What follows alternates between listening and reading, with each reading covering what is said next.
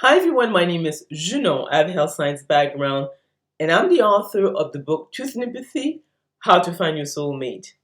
And I'll put a link to the book below.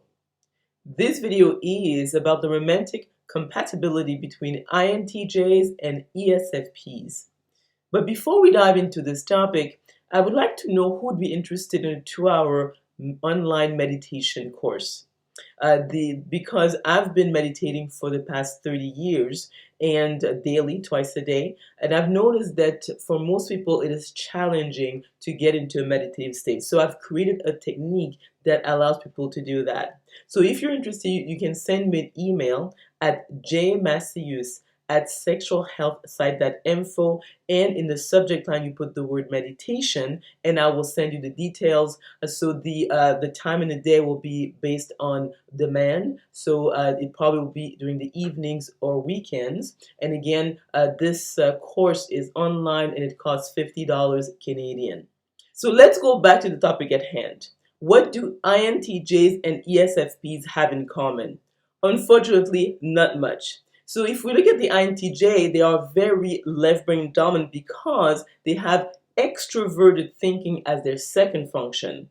By contrast, the ESFP is right brain dominant because they have introverted feeling as their second function. So the ESFP is better at relationships because they're people oriented, whereas the INTJ is object oriented. So that will be the first hurdle. The other challenge will be that the INTJ is an introvert, whereas the ESFP is the quintessential extrovert. So they are the type of people who like to be the center of attention. They are entertainers. In other words, they shine in the limelight. And the INTJ is more, on the sense, almost antisocial. They feel energized by being alone or with only a few friends and family members. This will be difficult because the ESFP needs to be with people to actually feel better. So they have a hard time finding like a middle ground between these two.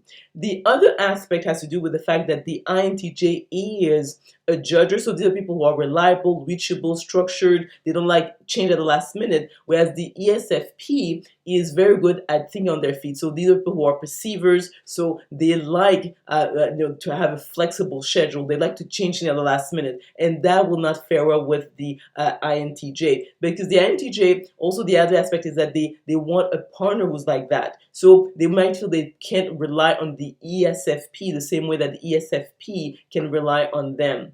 The other challenge has to do with the fact that they have a different relationship style. The INTJ is the masculine and orderly, so what they want ultimately from a partner, it is effectiveness. So they want to get the job done. By contrast, the ESFP, their relationship style is feminine and spontaneous, and essentially what they want is authenticity in their relationships. Again, that will not mesh well with the INTJ because again they're not aiming for the same thing. The other aspect is with the theme of their lives. The INTJ, their theme of lives is knowledge and power, whereas the ESFP, it is freedom and movement. So again, they won't be able to understand each other. Even in terms of their subject of conversation, that will be challenging, especially if you look at their function stack. I mean, it is better than, let's say, the ISFP because the ISFP has extrovert thinking as their fourth function. The ESFP is more logical than the ISFP, so they might be able to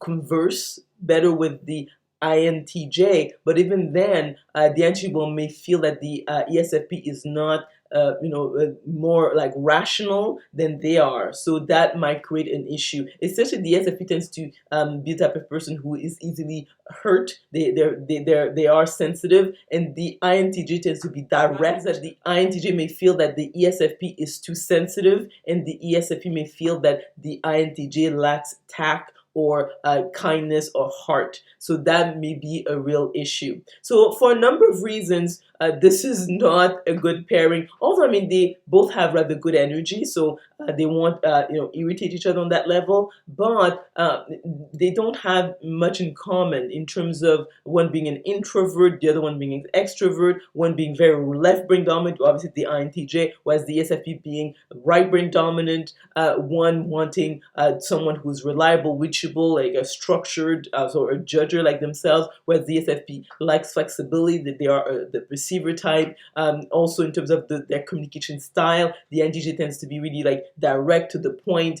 So the ESFP will often feel like hurt by the way that the INTJ communicates with them. So in other words, I would strongly discourage this type of pairing because they will have a number of issues. So let me know if you agree or disagree with this compatibility analysis by commenting below. If you like this video, if you learned something, please click on the like button. Also, let me know if you'd be interested in participating in this 2-hour meditation course. And it's, again, if you send me an email at jmaceus@sexualhealth.info, and in the subject line you put the word meditation. The course is $50 Canadian per person. So if you send me the information, I will give you more details, and this course will probably be during the evenings or the weekends. So again, click on the notification bell to be notified of other videos I'm going to be making. Subscribe to my channel, and we will talk soon.